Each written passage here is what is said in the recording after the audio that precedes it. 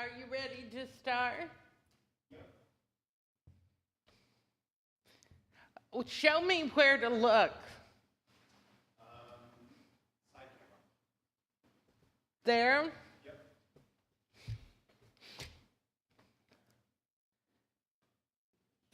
Hi. Welcome to Unity in Marin Wednesday night.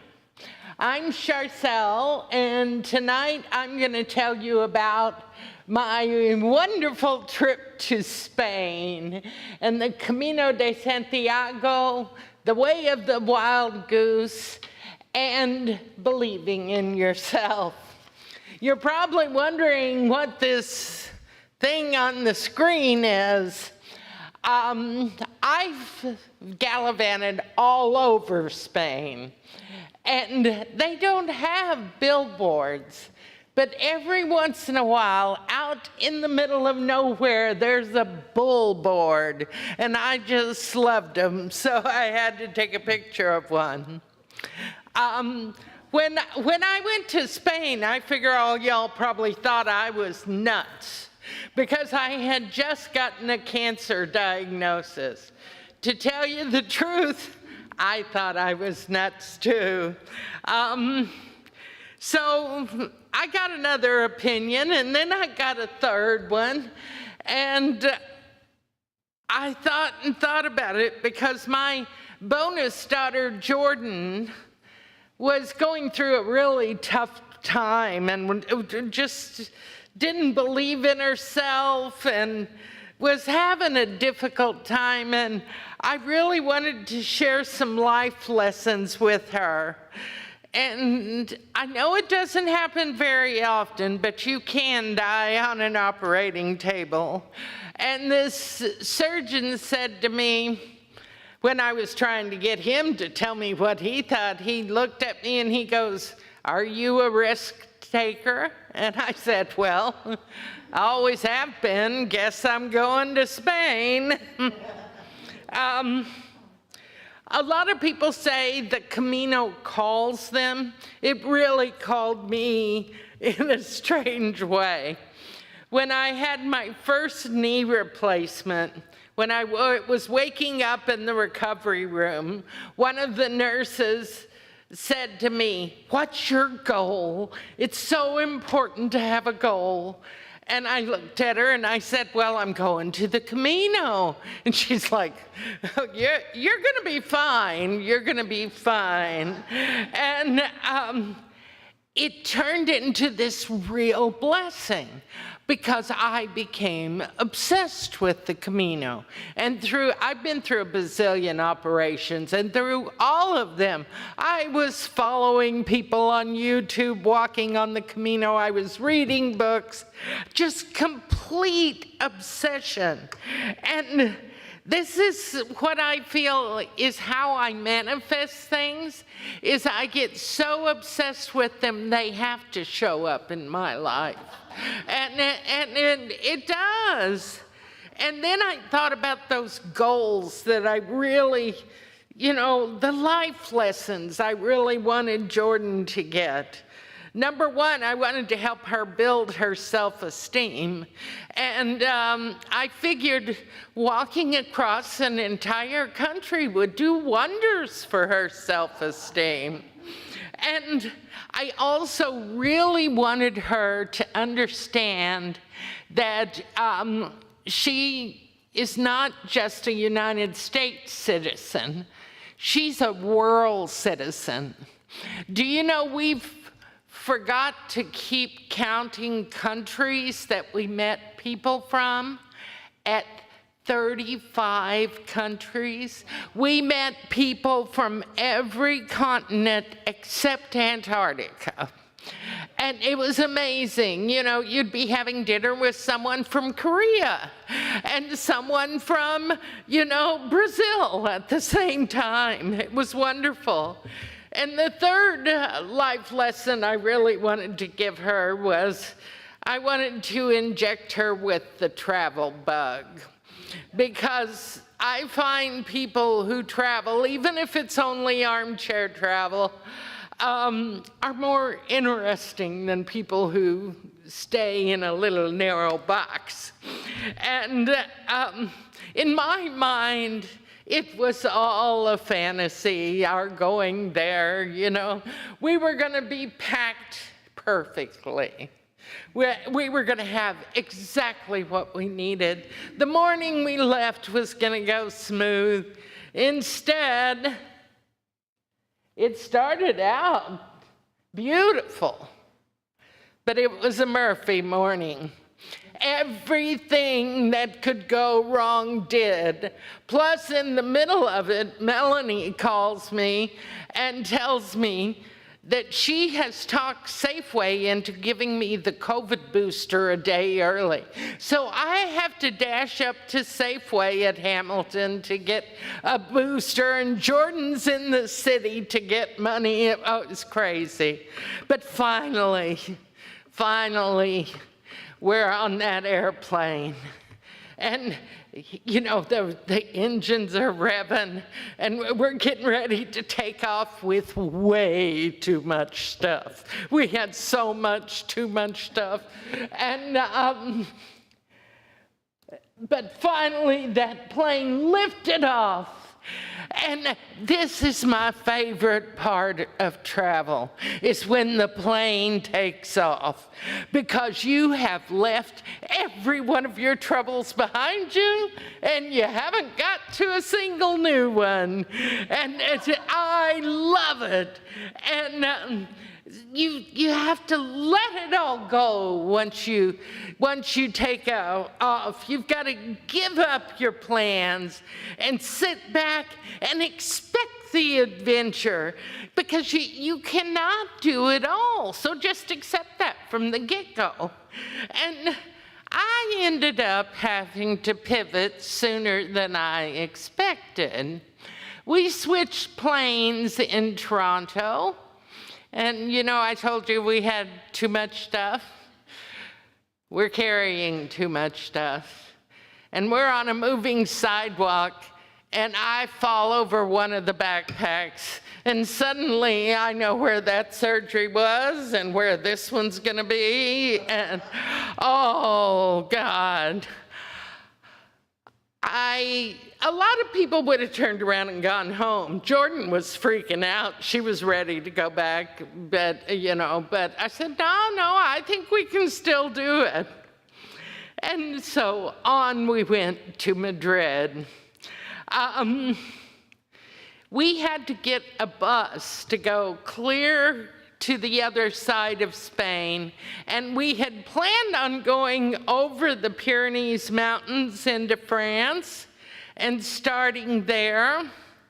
But the town of Saint-Jean-Pied-de-Port in France was having a convention. I've never read of a convention in Saint Jean. There was not a single bed to be had in Saint John. So instead, we decided we would go to Pamplona and start the Camino there.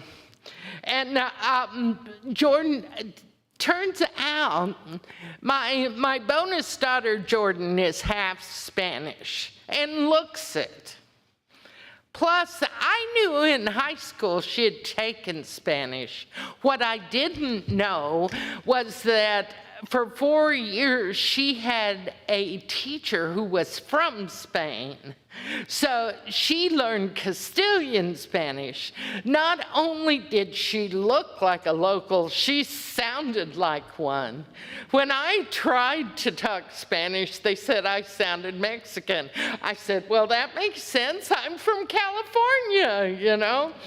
And Jordan got us an albergue. It turned out she was fluent, too. I had no idea. You know, she got us an albergue, which is what they call hostels on the Camino, right in the old town of Pamplona. We were like half a block from that corner you see the bulls skidding around. And we got into our albergue and set out and to look at everything. And this comes pilgrims down the street. And we're like, what's going on? What are they celebrating? It was time to be off work. You know, there was no reason for it. They just wanted to. And they were just having a party. It was fantastic. And we went to the cathedral. Jordan had never been in a cathedral. They're amazing. They're all over Spain. And then we stayed for 2 days. They bent the rules because you're only supposed to stay one night. But because I was injured, they let us stay 2. And then we're off to Obanos. Jordan is walking on the Camino de Santiago, and I'm in a taxi. And we get to the town of Obanos. And the way you find the old part of town or village or wherever you are is you just look for the church spire. That's where the old town is. And if you want to find other pilgrims, you just look for umbrellas or chairs outside of some building, because that means that's where you get beer or wine or café con leche. And we get to this place, we get in our albergue. It was built like in the 1600s. The walls were 2 feet thick. It was amazing. And we go out to walk around. And we see this group of pilgrims a couple of blocks away. And we walk over. Turns out this little place, all they sold was beer and ice cream. And we go in, and we both got an ice cream, and we come out, and this one pilgrim jumps up and is demanding to know who I am and where I'm from, and I'm like, you know, because you don't get to push me around. And he goes, I am Camino Joe the healer. And I was like, my hair stood up. And this guy lives on the Camino, walking up and down it. Here he is. That's Camino Joe, Jordan, and myself. And he prayed over me. I got prayed over at the beginning of this trip, in the middle of the trip, at the end of the trip. People just knew and would want to pray for me. They didn't know why they were praying for me, but it was wonderful. And then we all went off and had dinner together. And some big techie guy bought everybody's dinner. When you have a pilgrim passport on the Camino, you can request a pilgrim menu, and it's cheaper. And with your dinner comes wine. If you want water, you pay for it. But you don't pay for wine ever. And you're immediately enveloped with family everywhere you go. I had, by some stroke of luck, ordered our pilgrim passports before we got to Spain, so we already had them. So I got to stay in the albergues and have the pilgrim meals and everything. And so Jordan set off walking, and I set off on what is called the way of the wild goose. The Camino is older than Christianity.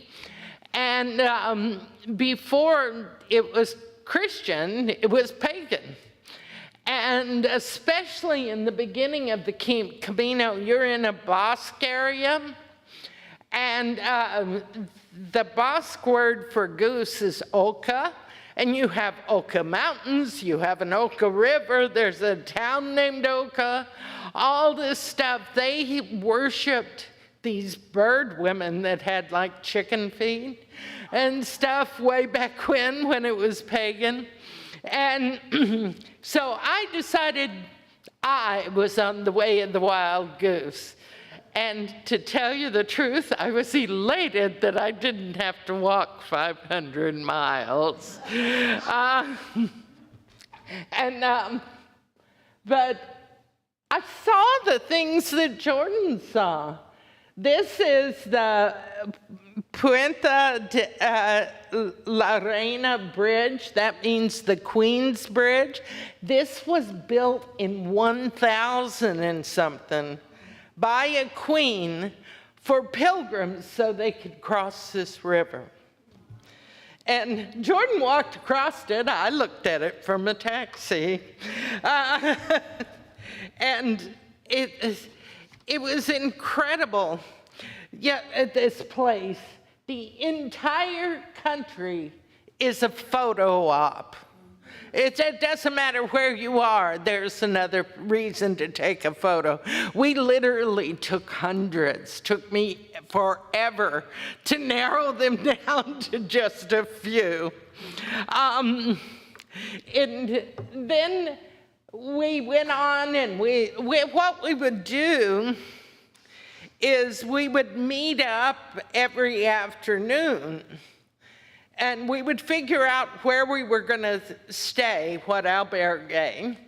And we would meet there and check in. And then we'd go wander around wherever we were. And we got to this one place. And I was there before Jordan. And I went into the bar to have a café con leche. And bars are different than here. All ages go in the bar, and that they're also coffee houses, you know. And so I met this other American woman, and we're talking, and she was like so sad, and I'm, what's wrong? Her passport had been stolen. And as we were talking about it, the bartender overheard. And he goes, I'll take care of you, you know. And he calls the cops. Well, in just a few minutes, the cops arrive. And they're interviewing her and asking her where she'd been, where'd she start that day, blah, blah, blah. And I'm looking at them, and I'm realizing they all three have on different uniforms. It turns out they're like modern Knights Templar, because the Knights Templar used to guard the Camino. There are ruins of old castles and stuff along the way that the Knights Templar built.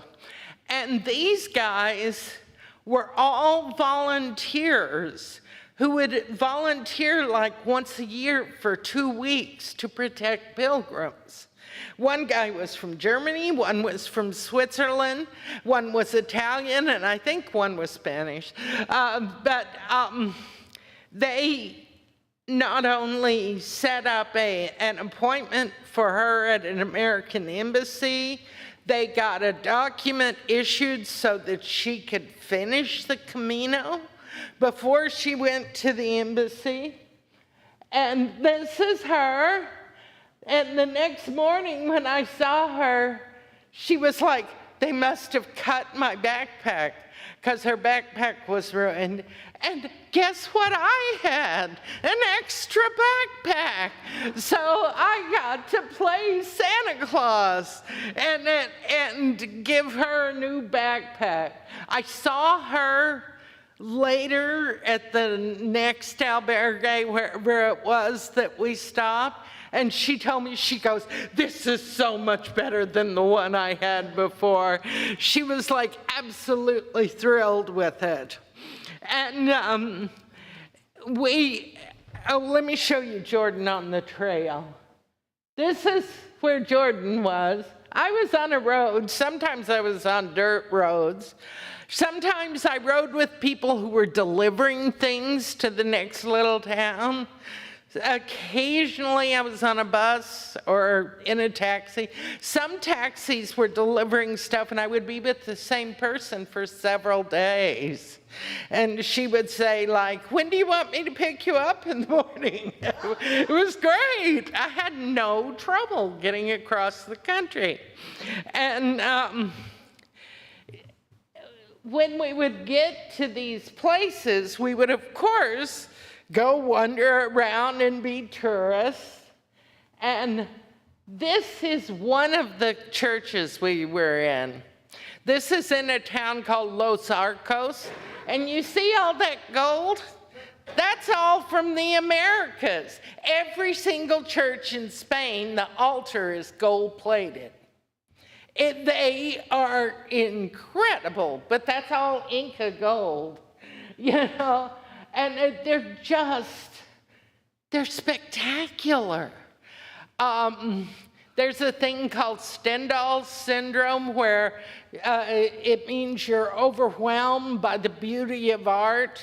Jordan was almost crying the whole time because she'd never been in these big places like this. I had been, but she hadn't, and it was just amazing. After Los Arcos, we went to the town of Logroño, which Logroño, the like plaza in front of the cathedral, has a children's board game on it. There's an ancient board game in Europe that kids play called the Royal Game of the Goose. And the plaza has a board on it. We were at the wrong cathedral, so we never found it. Turned out the cathedral we were at had a Michelangelo painting, though. It doesn't matter where you are, you're gonna see something, you know? So we get around to the other side of this cathedral, and I see this truck coming into the plaza with this big metal thing on the back of the truck. And it's being followed by a motorized crane, which the truck stops, the crane stops, and the legs flop out to steady it. And it lifts the big metal thing off the back of the first truck, and it's the world's biggest paella pan. They were opening up gunny sacks of you know, fish and shrimp and you name it, and building this fire, and they were cooking paella for the entire town, which was having a party. And in this town, we found out why everybody was having a party. See that pink fountain? That's wine. It was the time of year we were not only on the Camino de Santiago and the way of the wild goose, we were on the wine fiesta trail. There was so much wine everywhere you went. I don't know if they give you wine with dinner everywhere else during other times of year, but they sure do during this time of year. And I absolutely adored Spain for how family-oriented it was. Like at night, there would be dancing in the streets, and everybody would dance. There would be old grandmas in wheelchairs rocking them around.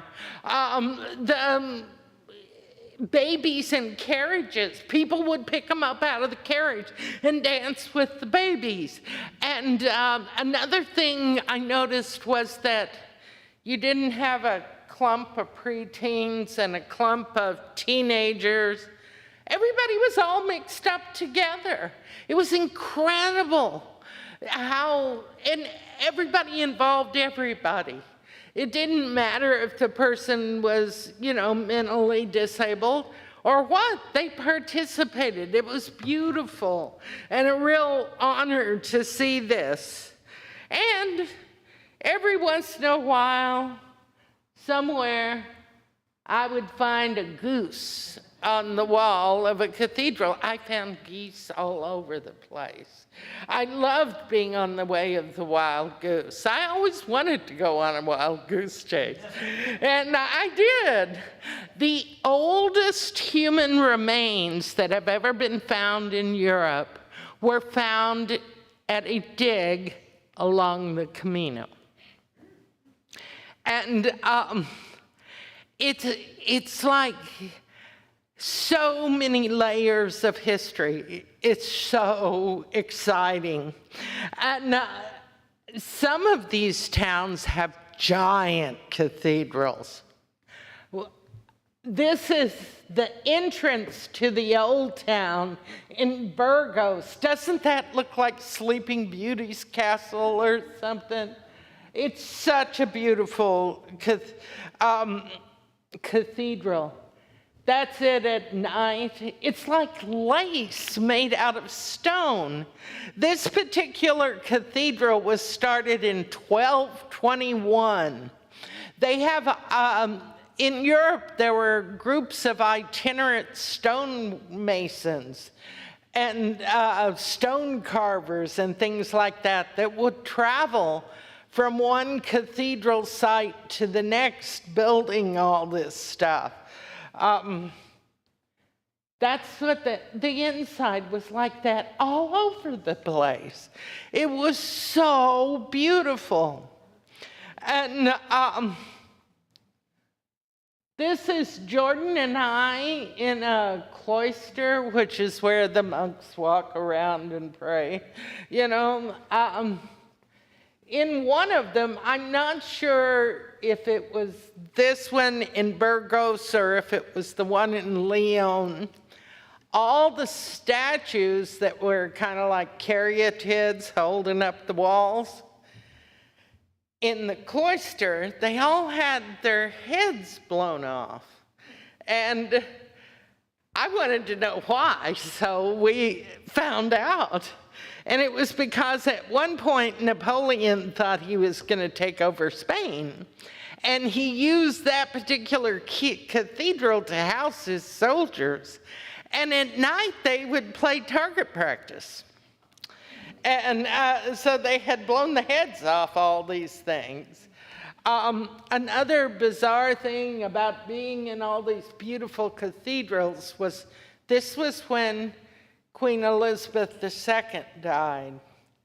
And we were going through all of this, and at night would hear about them, and we would see rows of effigies of kings and queens, and you just knew that the ceremonies were probably very, very similar to what, you know, Elizabeth was going through. It was incredible. These were really beautiful ones. The next cathedral in Lyon is like being inside a kaleidoscope. The entire thing is filled with stained glass. And the cathedral in Lyon was started in 1205, and it was built over ancient Roman baths, because everybody goes down the Camino. You know, Brutus of Et tu, Brute? He did the Camino, because way back when it was pagan, the tip of Spain on the western side is the furthest point west in continental Europe. And they thought that was where the ocean fell off. They thought the world was flat. And so people, it's called Finisterre, and people would march there to see it. And so it's been a busy place forever. And in the Lyon Cathedral, I found a Mary with a wizard hat. I don't know why she had a wizard hat, but she did. Another interesting thing was there were far more Marys on the Camino than there were Jesus's. And I even found several black Madonnas, which Pamela, who has been in Europe just to see black Madonnas, the two I showed her photos of, she had never known about. So that was exciting. By the way, everyone, it's Diana Dring's birthday. Happy birthday, Diana! And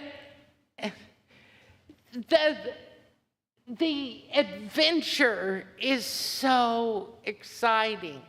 It's so amazing. It enthralls you and wraps you up, and you meet the most incredible people. In Spain, if you don't have a Camino on your CV or your resume, you are considered lacking. So to get the CV, the Compostela, which is the certificate to prove you've done the thing, you only have to do the last 100 kilometers. So it's really busy on the last 100 kilometers. And everybody looks like about college age, you know? And then along will come like 40 middle schoolers, you know? And there are lots of people on the Camino at that point. And I realized as we were getting close to Sarria, which is the place that is 100 kilometers from Santiago, that I needed to leave Jordan alone and go ahead of her so that she was completely on her own. And we were talking about it, and this one gal is going to me, she's going, how are you gonna do it? Jordan does everything for you. She carries stuff, she orders, she makes the reservations. And unfortunately, this person was not American, but I told her that I was gonna depend on the kindness of strangers. And I did. And I left Jordan in the middle of Spain by herself to get to Santiago. And this is her guard that appointed themselves. These are 3 Valencian firemen. And they walked with her and kept her safe. So I was right. She was going to be fine. And, you know, when you believe in yourself, it's amazing what you can do. I have a neurologist because I had 2 paralyzing strokes, not 1, 2. And I recovered from both of them. My neurologist told me that I could not have recovered had I not 100% believed in myself. I knew a little bit about the brain, and I knew some people recovered, so I figured, why not me? You know, why don't I be the one that makes it? And I also knew that strokes kill part of your brain cells, but I also knew that we can build brain cells really fast. So I literally demanded, Sudoku books and coloring when I came out of Never Never Land of my first stroke. And I said, bring me Sudoku, bring me coloring. I did right brain, left brain games constantly. And everything I did it the hardest way possible, and it worked. I'm really, really blessed. I have bounced back from so many things, and my neurologist says it's all because I believe I can. And that old saying, whether you believe you can or not, you're right, is really, really true. And so while Jordan was running around with her 3 guys, I went to Santiago by bus, and I arrived at night to what was a giant hotel. Turned out it had 4 ballrooms. It was like the place in the entire state of Galicia to get married and have a party. But COVID had destroyed it. I was the only person in the hotel. Enormous hotel. And first he put me way up on top in a room that was not what we had seen online. Turned out we had seen an old advertisement, and I came downstairs roaring, going, "Where's my Wi-Fi?" You know? And I want to go to the restaurant, because online there was a restaurant, a cafe, a formal dining room, all this stuff. They're all closed. And I'm just, you know, I told him I was going to sleep in the lobby, and he's like, "What?" I said, "I have to have Wi-Fi. It's the only way I can communicate with my daughter, you know."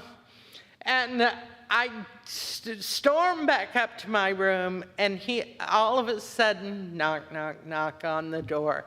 He moves me to a suite, and it has Wi-Fi. And then a little while later, knock, knock, knock on the door, and I open the door, and he's standing there with the pizza, you know. And he told me, we're talking to each other through Google Translate.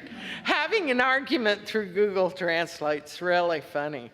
But he tells me when I get up in the morning to holler, and he'll hear him. And I thought, you have no idea how I can holler. And so I did the next morning.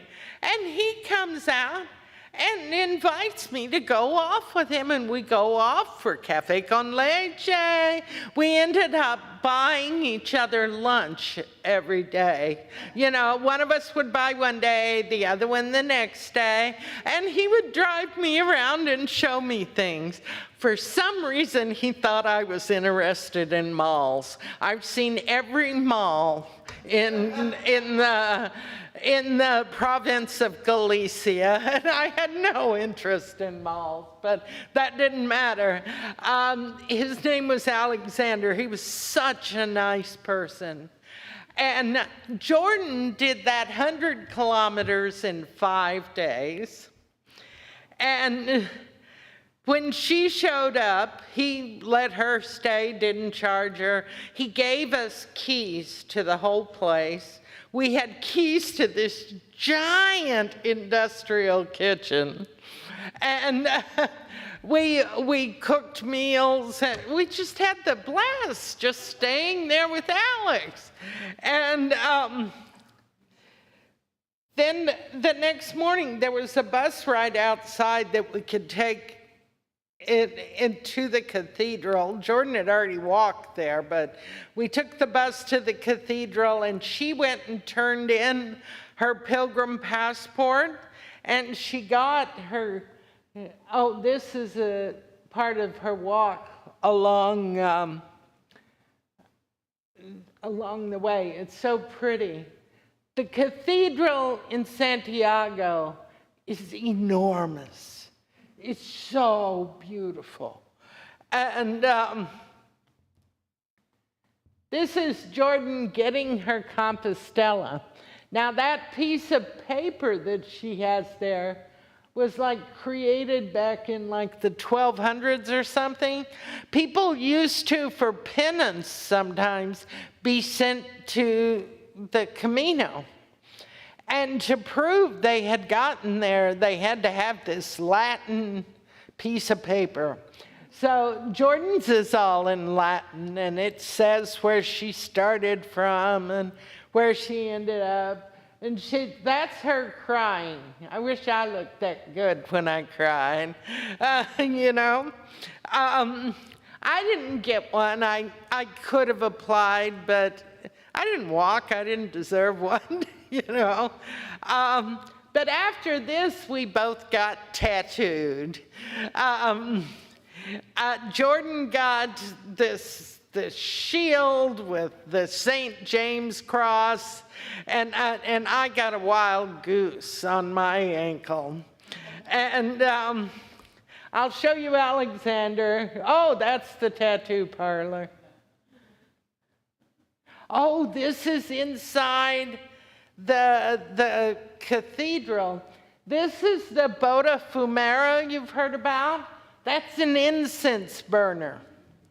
And they started these way back when because the pilgrims smell so bad. And it takes 6 priests hanging on ropes to swing the thing.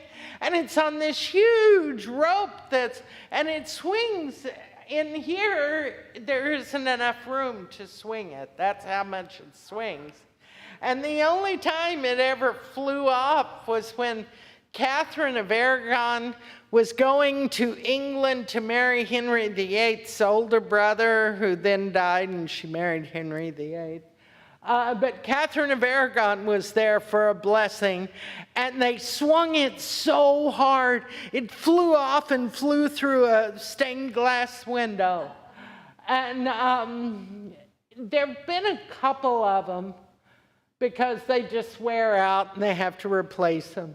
But the thing's full of coals burning, and it's going over your head. When we came in, I was limping. And I had like one stick with me. And so they seated me in this row of cripples. And I couldn't understand the stuff they were saying. I didn't know what was going on. Next thing I knew, they've got my whole row marching up. And we got prayed over at the altar, and we had, you know, on the tongue and the wine and the whole 9 yards. It was amazing. The beginning of my trip, the end of my trip, I got prayed over. It was so phenomenal. And I was chosen and pulled out for it. It was amazing.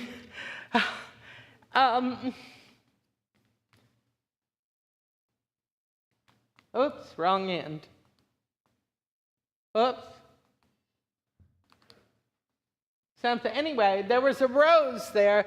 They have a rose in Europe that has been created and named the Camino de Santiago rose. It's not for sale in the United States. I want one so bad. It's really pretty. And after staying with Alex for a few more days, that's Alex. Back up, there's Alex. That's Alex with Jordan and I. He was amazing, just escorted me all over the place. And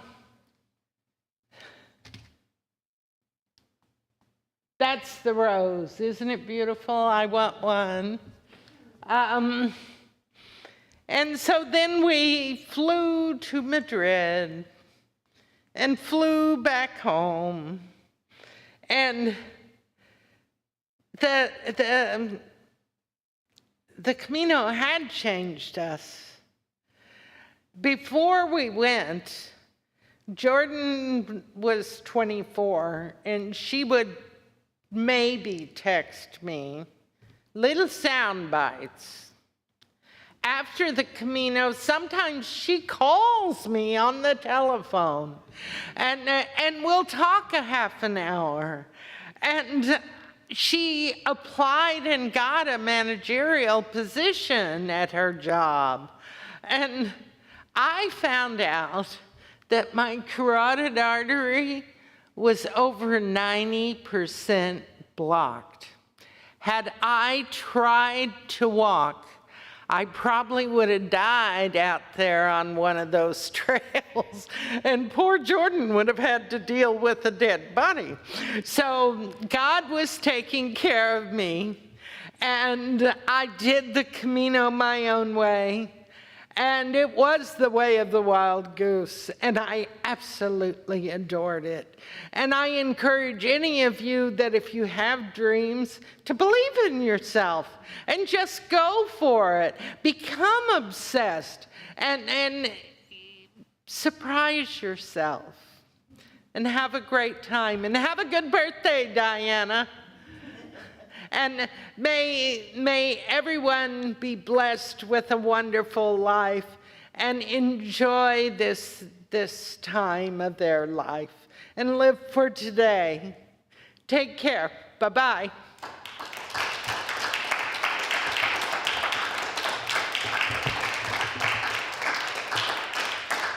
Oh, I forgot to ask, do you have any questions?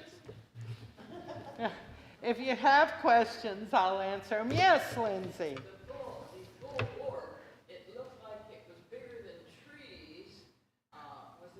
The bull boards were huge.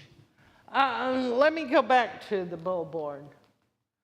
They were enormous. They were as big as billboards are here. And I It looked like there were tracks for cars to go. No, they were just, there it is. They were huge. And I saw like 5 of them, just out in the middle of nowhere, you know. And driving, I also would see sometimes like caves in the cliff walls. And I knew about them finding the oldest human remains on the Camino, so the caves always fascinated, but they might have been wine caves for all I knew, you know. It's an incredible country, and it was wonderful to fulfill that dream. Any other questions? Yes. Not that one, because it was going to take a while to get done, and we had to go on to something else. But I had a lot of paella, and it's fine, you know. That one you would have been in line for about 4 hours, it looked like. That line was snaking all over the place. I was just thoroughly pleased to see them making it. It was funny, you know. So, thank you. Have a good evening.